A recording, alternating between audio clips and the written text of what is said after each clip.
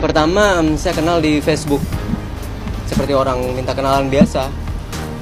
Dia minta, "Hai, kenalan." Why not, ya kan? Ayo. Akhirnya di situ mulai intens minta sosmed yang lain, ponsel, nomor ponsel. Ya udah saya kasih, kenapa enggak? Orang minta temenan. Oke, kejadiannya sejak 30 Mei 2015 tahun lalu tepatnya sampai kemarin tanggal 18 Desember itu terakhir ada ajakan berkali-kali seperti itu dan ajakan berkali-kali dan tentu saya tolak karena saya cowok normal bukan. Dianya begitu saya nyampe rumah dia, saya masuk kamar dia, tiba-tiba dia ngunci pintu, dia ngambil handphone. Saya demi Allah, demi Rasulullah, Pak Indra Bekti melecehkan saya di kamar dia. Saya nggak berani ngelapor karena ada yang pihak dari Indra Bekti ngancam saya, Pak. Saya mau dibunuh sama Indra Bekti. Oke. Kapan itu kejadiannya, ancaman yang saya mau dibunuh sama Indra Bekti sama ada orang kemarin tahun 2013 terakhir. Saya mau dibunuh sama Indra Bekti, makanya saya nggak berani ngelapor. Terus tiba-tiba saya diancam seperti itu, ya udah saya nggak berani melapor. Nah kebetulan ada korban lagi selanjutnya, makanya saya sekarang berani melapor.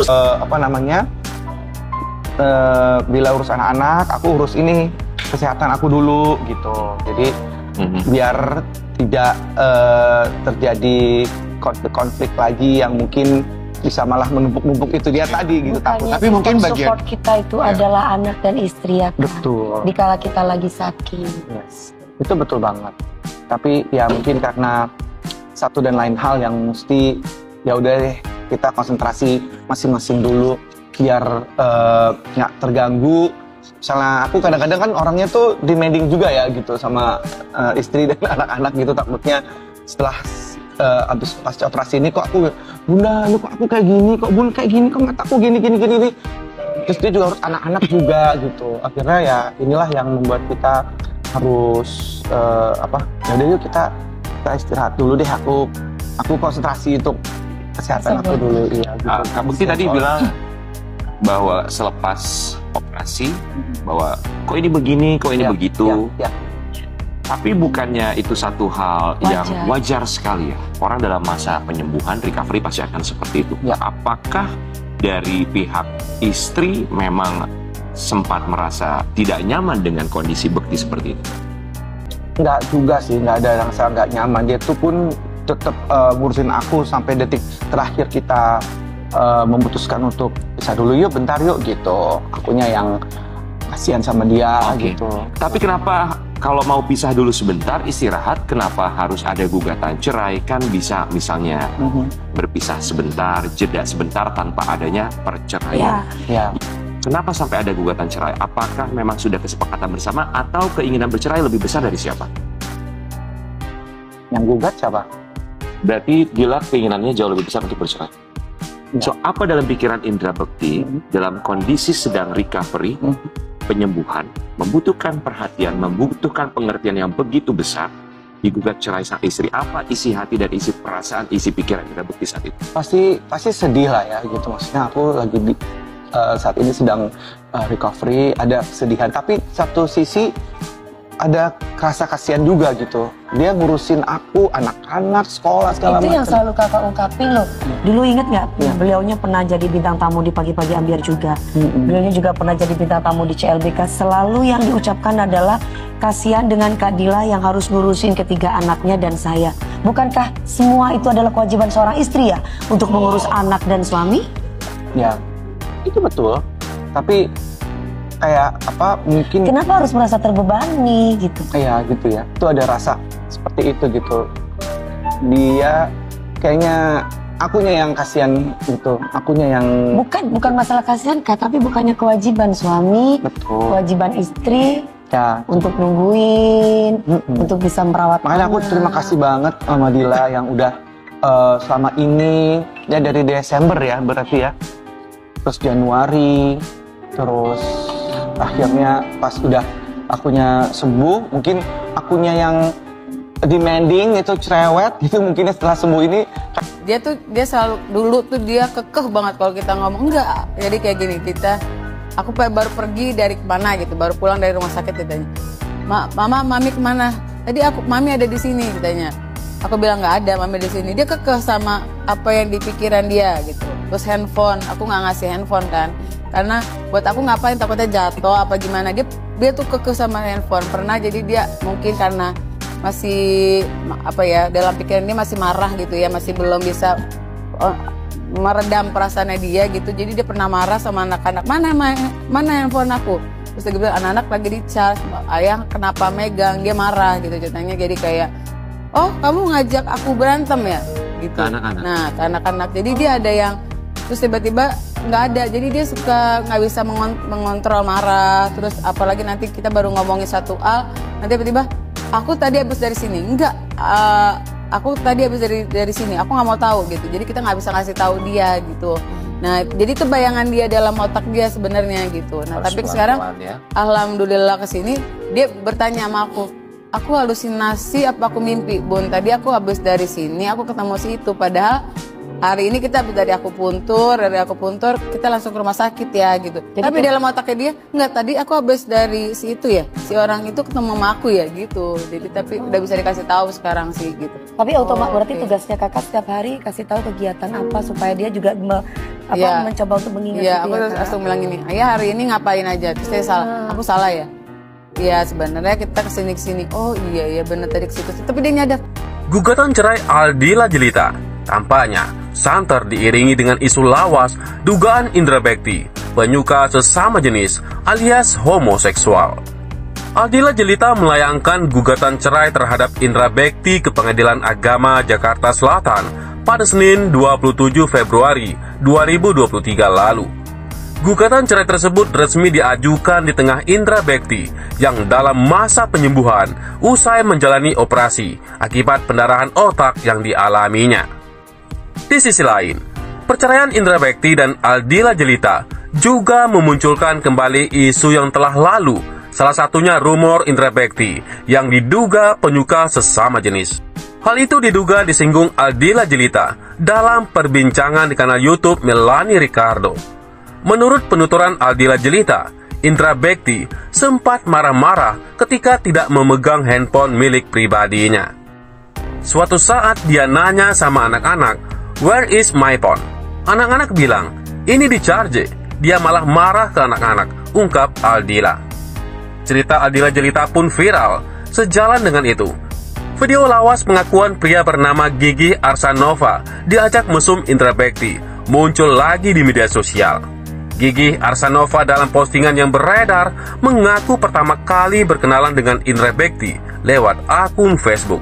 Pertama, saya kenal di Facebook, seperti orang minta kenalan biasa. Why not? Ayo, akhirnya di situ mulai intens. Dia minta kontak yang lain dan nomor ponsel. Oke, saya kasih, jelasnya. Seiring berjalannya waktu, Gigi Arsanova dan Indra Bekti makin intens berkomunikasi. Belakangan, dia mengklaim diajak berhubungan seks oleh Indra Bekti. Kejadiannya sejak Mei 2015 lalu sampai 18 Desember, itu ada ajakan berkali-kali, ucap Gigi. Akan tetapi, Gigi Arsanova menolak ajakan Indra Bekti untuk berhubungan seks karena bukan penyuka sesama jenis. Tentu saya tolak, karena saya cowok normal, bukan gay atau homoseksual, jelasnya. Pengakuan Gigi Arsanova ini viral kembali di media sosial TikTok dengan atensi sebanyak 4,2 juta jumlah tayangan. Yang ini kan yes, tulis akun TikTok @chick_mursida, dikutip pada Kamis 2 Maret 2023. Perihal itu, sejumlah netizen mencurigai marahnya Indra Bekti karena khawatir bukti chat mesum dengan pria terbongkar Aldila Jelita. Bininya, pas Indra sakit, terus memeriksa handphonenya, tulis seorang netizen. Dan ketahuan deh semuanya, bapak-bapak, jujurlah pada istri kalian kalau mau rumah tangganya selamat sampai tua, tutur netizen lain. Bisa jadi ya, terus dia nemuin chat mesum lakinya, wajar sih minta cerai, sahut yang lain. Selain itu, Indra Bekti memberikan klarifikasi soal tudingan Aldila Jelita bahwa ia sempat berbohong kepada istri soal keberadaan asuransi yang membuat ribut saat terjadi insiden pendarahan di otak. Sebelumnya, Indra Bekti dituding berbohong oleh Aldila Jelita kala mereka berbincang dengan Melanie Ricardo yang tayang di YouTube pada Minggu 27 Februari. Kini, dalam acara Pagi-Pagi Ambiar Trans TV, Kamis 2 Maret, Bekti menyebut sebenarnya ia sudah memiliki asuransi, tapi sempat berhenti sebelum pandemi. Jadi begini ya, aku mau klarifikasi mengenai video tersebut. Sebelum aku menikah dengan Dila, aku sebenarnya sudah punya asuransi, kata Indra Bekti. Tapi, setelah menikah, mungkin hal ini lupa aku informasikan kepada Dila. Jadi ya, sempat berhenti begitu sebelum pandemi. Kalau nggak salah sih iya, lanjutnya. Sementara itu, permasalahan yang dibongkar Aldila di hadapan Melanie Ricardo adalah hal yang lain. Bekti menyebut, pada saat ia terbaring di rumah sakit pun, sebenarnya ia sudah punya asuransi. Mungkin itu kasus yang lain. Pada saat itu, aku sudah punya asuransi, tapi memang belum bisa di-cover karena masih dalam masa rehat, kata Bekti. Mungkin pada saat itu, Kak Dila panik juga ya, karena dia bingung harus berbuat apa, karena asuransinya nggak bisa mengcover biaya itu. Timpal adik Bekti, Cipta, yang juga hadir dalam kesempatan itu. Dalam wawancara dengan Melanie Ricardo, Aldila menuding Indra Bekti sudah berbohong soal keberadaan asuransi. Aldila mengatakan, pada 2021, Bekti pernah bilang kepadanya mau ikut asuransi. Aldila menyebut ia sudah setuju asalkan diberitahu lebih lanjut soal ketentuan, biaya, dan lainnya. Namun Bekti disebut Aldila tak memenuhi permintaan tersebut. Kayaknya ini anak takut sama aku, dia berbohonglah sama aku. Kamu bilangnya adalah di-endorse asuransi, kata Aldila dalam tayangan tersebut.